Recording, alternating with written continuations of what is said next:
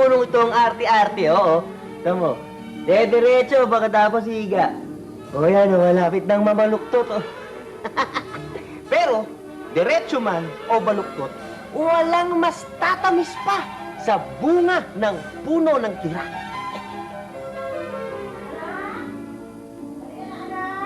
Naku, ayan na si Aling Cyril ang pula. At si Mang Cosmo Verde. Ay! Anak, halika na at mamimitas na tayo ng napagkisarap-sarap na bunga ng kira. Totel, Mayan, diligan nyo nga itong puno natin ng kira. At yan ang tungkulin ng mga may-ari ng puno. Diligan at lagyan ng pataba. Naku, ang hirap lang eh. Merong namimitas ng puno ng kira natin na, ewan ko ba, parang huling bunga na niya at walang katigil-tigil. Sige, diligan mo. At, naku, kawawa naman yung mga... Diligan, dyan. Anak, dalian mo ang pagpuha, ha? Dalian. At, abutin lahat, ha? At tayo ay mag-aalmusal na. Naku. Ito pa po, oh. Mag-aalmusal tayo ng pandesal. Ang pandesal? Oo, at saka keso puti at napagkisarap-sarap na mga bunga ng kira. Galing na galing sa puno natin. Hindi ba? Sa puno, Cosmo, kamo. Naku, nasa amin ang sanga. Ha? Umaga na asar ka. Ay, anak, halika na. Kakain na tayo. Anak. Naalala ko pa, nung diretso pa yung puno ng kira na yan, isang buong kaharian kami ng puro mga engkantito. At doon kami nakitira, dun sa loob at ilalim ng puno ng kira. Sa puno ng kira. Mabuhay po yung sabalate!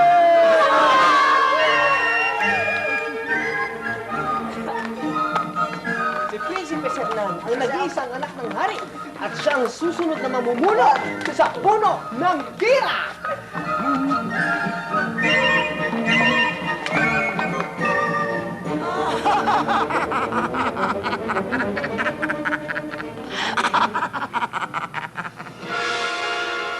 Ang puno ng kira. Makapagmerienda nga muna.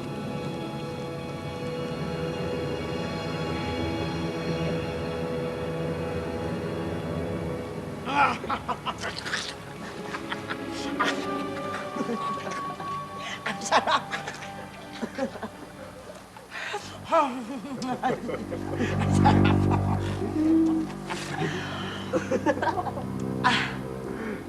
Bitus. Beruhan ang bayan. Mapang-akit. Mayumi. Makapangyarihan. Nalalantang mga bulaklak sa tabi ko.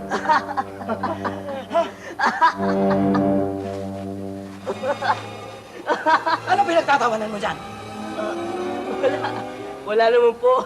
Wala? Guwapong batang prinsipe. Gusto mo bang magmukhang palaka kung hindi ka nagsasabi ng totoo? Totoo, yan na nga ba ang kinagagala ko eh. Ang katotohanan.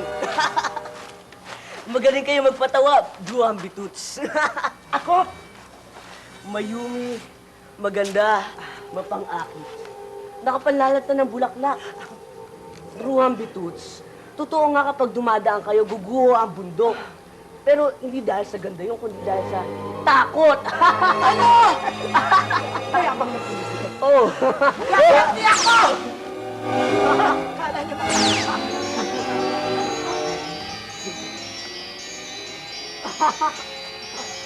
Sige, tumawa ka pa, Prinsipe Sernan. Tingnan natin kung gaano ka katagal hahalakak sa loob ng puno!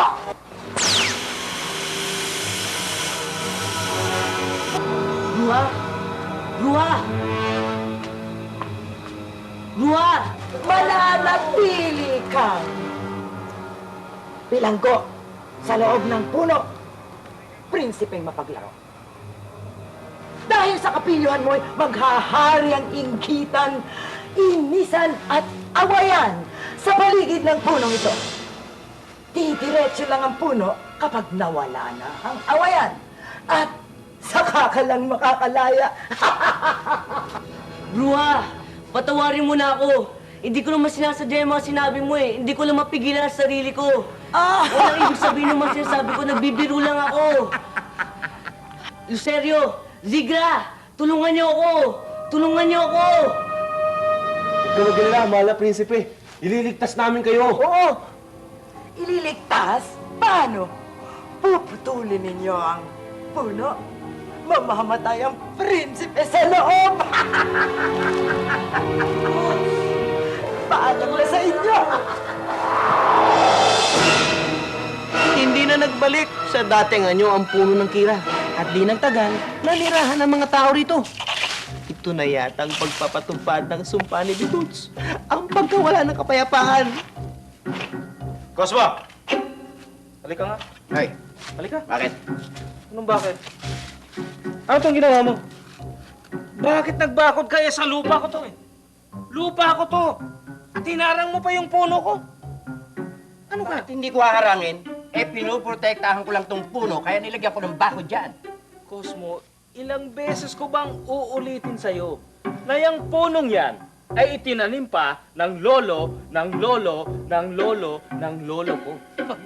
Ay. Ikaw, kinakausap kita ng matino. Ha? Napaka-pilosopo mo. Ha? Mabuti pa, paghatian na lang natin itong bunga ng punong to. Cosmo, gusto mo bang malaman ng mga anak mo na tumatanggap ka ng donasyon? Hoy, ang ugat ng punong ito ay nasa bakuran ko, kaya puno ko to. Oh, edi talupan mo yung ugat, isawsaw mo sa bagoong, kainin mo. Wala namang pumipigil sa'yo eh. Sa'yo yung ugat, di sa'yo yan. Sige. Halika rito, at babalatan ko yung binti mo. Ha? Sasaw sa suka. Ito lang bang gusto mo? Ito lang bunga na to. Oh, sige, sa'yo lahat yan. Puri mo, sa'yo na yan. Oh. Mabuti na lang kamo at hindi na gaya sa ugali ng kanilang mga magulang ang mga bata. Kalaro kasi namin ni Lucerio yung mga yan. Walang away. Hindi siguro matutuwa si Prinsipe Sernan sa mga magulang namin. Oo, away na lang sila ng away, walang katapusan. Teka, may asim pa ba dyan? Ito. Pero, Bunggoy, bakit nga ba kaya? Bakit ano? Bakit hindi matigil ang pagbabangayan nila at pag-aaway? Dahil nga sa punong ito, kaya sila nag-aaway palagi. O, itong ginagawa nilang dahilan para mag-aaway. Kasalanan to lahat ni Bituts eh. Sino? Sino? Si Bituts. Siya ang nagsumpa sa punong ito eh. Kaya yung ugat, nasa inyo, at yung sanga nasa kanila. Sumpa? Paano maalis yung sumpa? Kailangan, hindi na mag-awayan yung mga pamilya para mawala ang sumpa. Dumiretso man ang puno o hindi. Nagugas na ng kamay, ha? Opo, kanina pa po. O siya, sige. Ayan. Sarap naman ang pagkain natin. Ay, Tatay, nako. Ayan aking bilhin sa palengke, ha? Nay, halimbawa, binigyan kayo ng hiling tungkol sa puno tulad niyang kira. Ano po yun? Siguro dapat hinahati na lang yung punong yan para hindi na tayo mag-away-away. Naku, wag mo na nga pansinin ng mga yan. Kumain ka na. Kumain ka na, Bongboy. Yabang. Bakit hindi ka kumakain, ha? Nay, kung atiyan kaya natin sinaaling kang sa pagpipitas natin ng prutas? Gusto mong gawin yun kasi kaibigan mo si Totel at saka si Maya, no? Noong pa naman po, ay magkaibigan na kami. Hindi nyo lang masyado napapansin dahil abala kayo sa... Pero kung kakusapin po kayo ng matino, papayag po kayong maghati sa puna? Anak, Anak. alam mo, imposibleng mangyari yan eh. Dahil yan, tumanda na yan si Cosmo at saka si Keng na ganyan ang ugali. Walang magawa mga bata tungkol sa kanilang mga magulang. Gusto mo nilang ipagbati, kapwa namang nagmamatigas.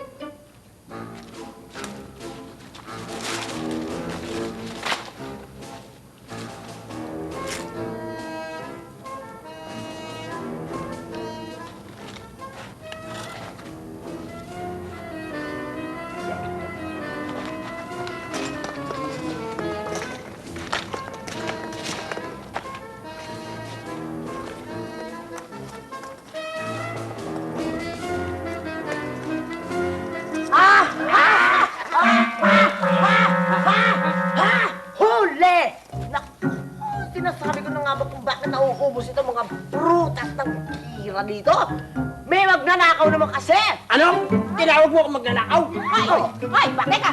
Anong magnanakaw naririnig ko? Ay, babae. Sino tinatawag mo magnanakaw? Abe, eto. Magnanakaw. Hoy, Aba, yan, nandito ka. Hoy, aba si Rila, ha? Alam mo, matagal na ako nagpipigil, ha? Hindi lang ako nagsasalita. Aba, hindi ka nga nagsasalita. Pero kanay naman ang tapo ng basura mo dito sa aming teritoryo. Tingnan mo to, tayo pa ngayon may kasalanan. Alam mo ba ginagawa ng babaeng yan? Pinagkakalat to sa palengke na ang kira na kanya binibenta ay kanila raw. Aba, talaga namang amin, ano? Nakita mo yan? Ha? Kakulay ng bahay namin, kaya amin yan. At kung saan nakahawit yung mga sanga na yan, sa kanya yung mga prutas na yan. Naintindihan mo? Ganon! Magkakaprutas ba yan kung walang ugat? Oo nga. Ay, ano ngayon? Naku!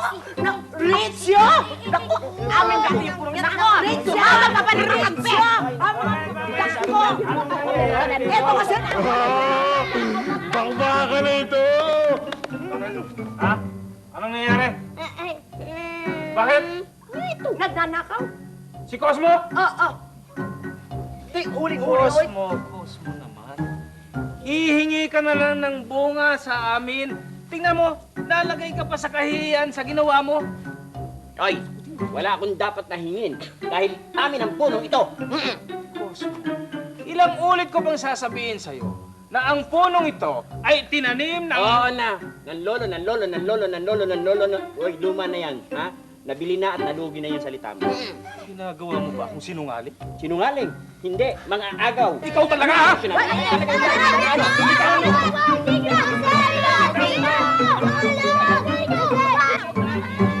Mabigat na kalungkutan ang dala ng pag-aaway sa mga bata.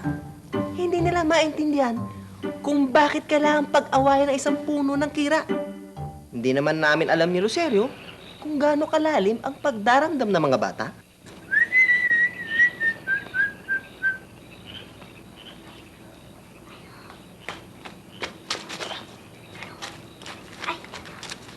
Alam mo, sabi ng nanay namin, hindi na raw kami pwedeng makipaglaro sa'yo. Bakit? Ang laking problema kasi ng punong yan eh. Putulin na lang natin kaya para wala nang pag-aaway ang mga magulang natin. Oo, tama. Ganun na nga lang gagawin natin. Ano?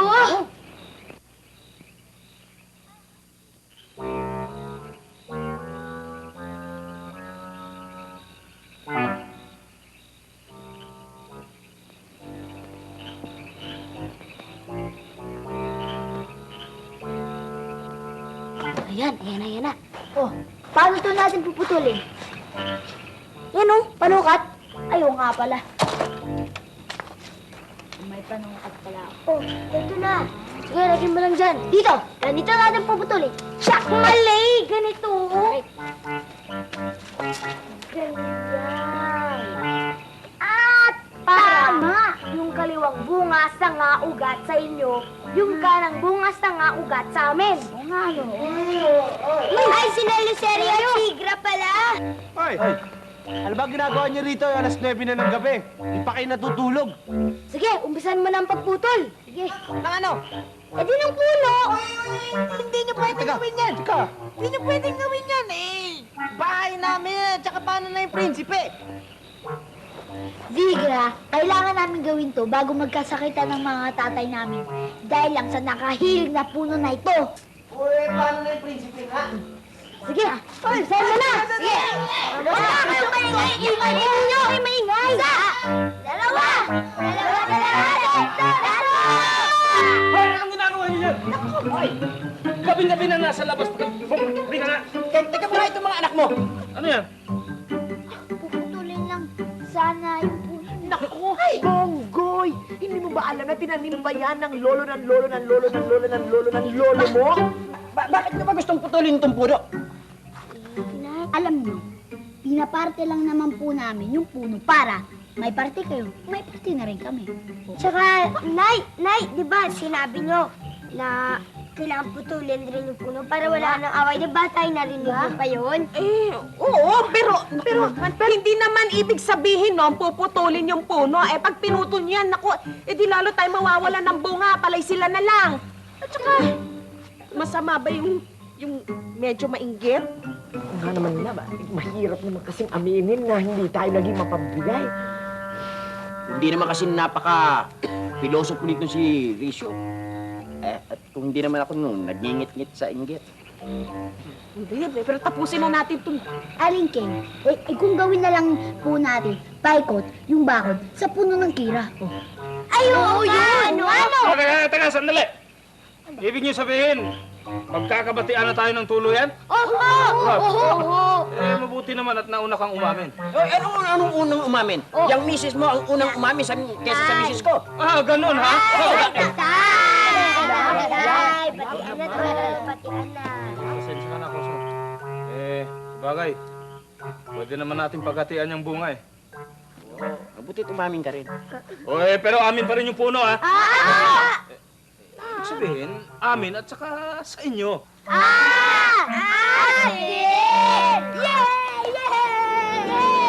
Akin na talaga yung puno. Kasi kung walang ugat, wala rin namang bunga. Kaya sabay-sabay na tayo mag-aani sa susunod. Ayan. At saka, pare-pareho nating didiligan at lalagyan ng pataba, di ba? Para lalo lumagang! Kailangan! Mare. Alika, doon na muna tayo sa aming bahay at marami akong kira.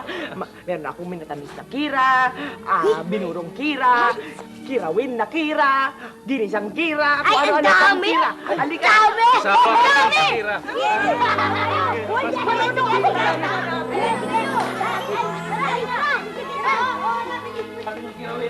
Kira 1, Kira 2, Kira 3. Ha? Kuya Total, Banggoy! Kuya Total! Puno! Puno, tingnan nyo! Dumiretso! Hey! Nakawala na ako! Lucerio! Lucerio! Maraming salamat sa inyo. Maraming salamat. Halos putuli na nga yung puno ng kira. Dahil sa inyo, nasira na yung sumpa ni Bituts. Patawarin niyo ako ha, kung di dahil sa inyo, di baloktot pa rin itong puno at nasa loob pa rin ako nito. Maraming salamat talaga. Masaya kami, nakalabas na rin kayo. Prinsipe Sernan. Nga. Teka. No, kain na tayo. Paalam na. Paalam, Prinsipe. Paalam!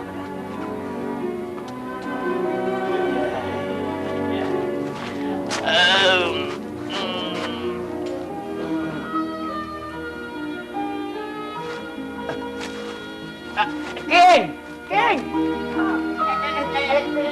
Tignan mo yung puno. Diretso! Aba! Hoy, Risyo! Sirila! Ba't nagkaganito to?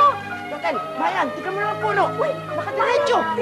Ano ba klase pataba niyo yung puno? Nakadiretso na! Ewan, biglang dumiretso eh. Dumiretso yung puno. Tingnan mo! Anak, tingnan mo, dumiretso yung puno! Paano nangyari? Paano nangyari yan? Ewan ko, basta pag labas ko rito, nakadiretso na. Anong ginawa mo dito? Ba't dumiretso na yung puno? Teka. Atin pa rin tong puno ha? Sa atin pa rin lahat ha? Baka isipin niyo, porke dumiretso na yan, sa inyo na. Oo, hati-hati na. Pag-iisipan namin, pag-iisipan. Hindi na, wag na. Ngayon na bati-bati tayo, isip-isip pa. Sige, gawin na natin yung mga bakod-bakod. Sige!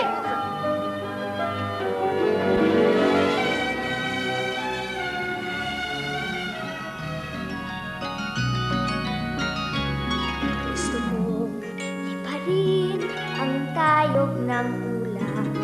Gusto kong sisirin ang lalim ng dagat. Gusto kong akyatin ang tuktok ng bundok. Tuklasin ang hiwagang sa puso